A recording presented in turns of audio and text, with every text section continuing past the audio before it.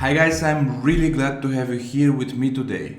So, for those who are new to my channel, my name is Ivan Panayotov and I'm a professional tattoo artist since more than 10 years. I'm here to share with you some of my experience and what I've learned in my career working together with some of the best tattoo artists in the world. In today's tutorial, I'm going to speak with you about color tattooing and especially what colors I like to use and some of the most important stuff you need to know when you're doing this kind of colorful tattoo. So, if that might be interesting for you, don't go anywhere in the next few minutes. We're right about to start. But before all of this, intro.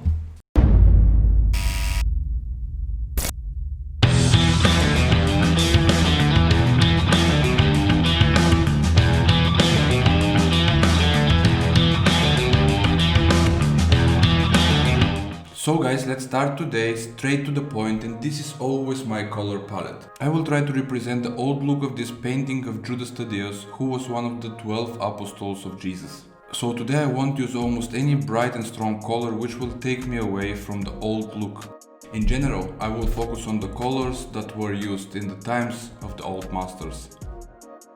Now the earth colors were one of the oldest pigments in the world. They've been around for tens of thousands of years.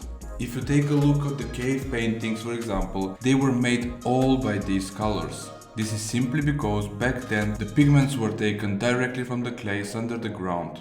However, since then the art has developed a lot, but some of the greatest Renaissance artists were still using similar to these colors. That was because the earth tones was much easier to find as they were made naturally, and that makes them also much more inexpensive as well. I'm really fascinated from the old Renaissance masters and I made a lot of studies of many of them. And the base of all of these palettes was so-called earth tones.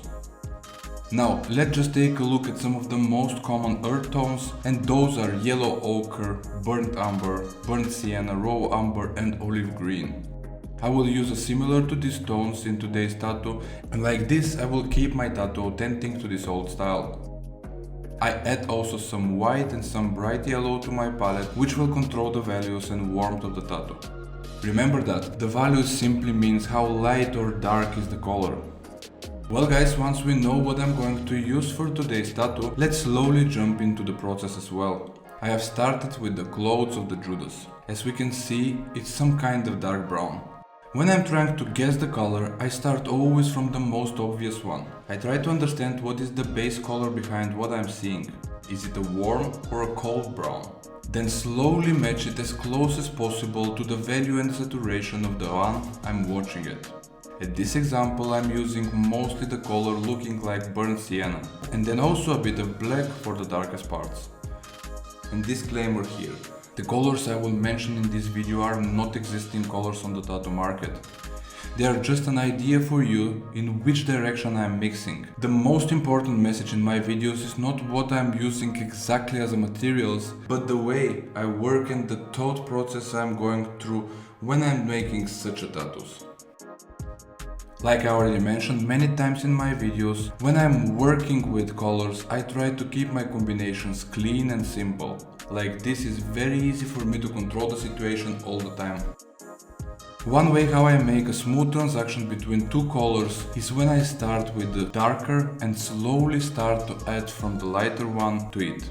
In result, I achieve a bigger and bigger portion from the lighter one till on the end I have it pure. Like this, I can make a very beautiful and smooth seamless blending. I can make this between every two colors I have on my palette.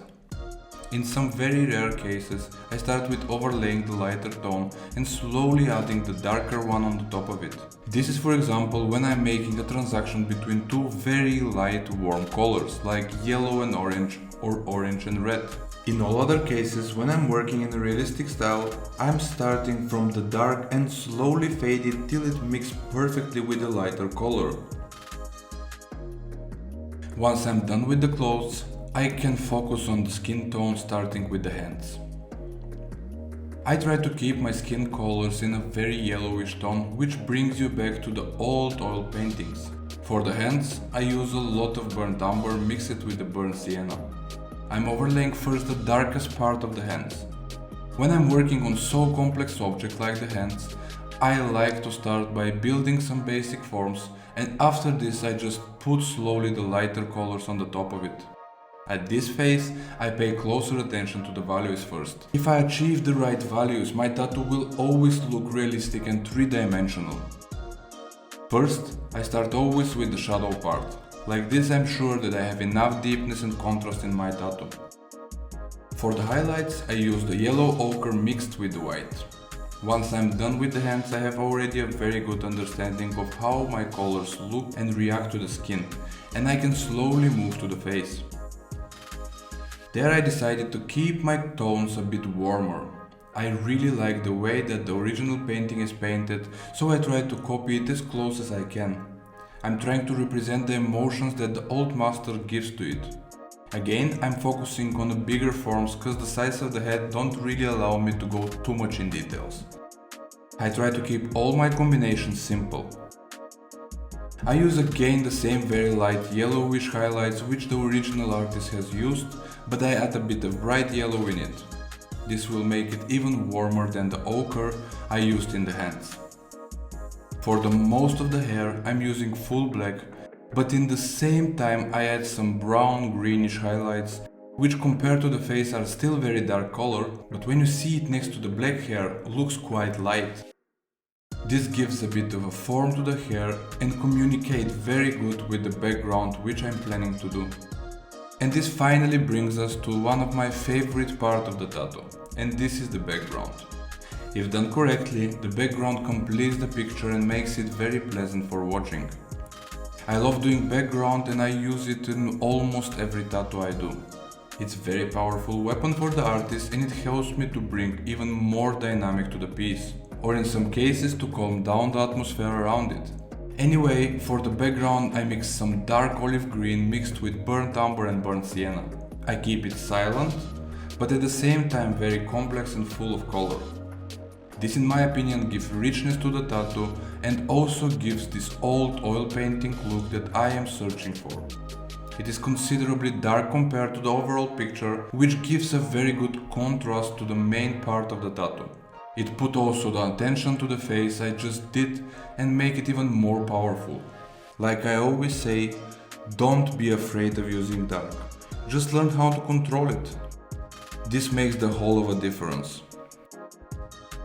For the aureole, if you pay closer attention, you will realize that I am not using a pure white. The white is a neutral color.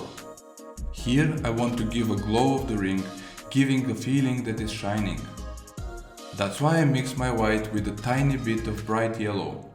I can manipulate the brightness of the color also by surrounding it with desaturated ones.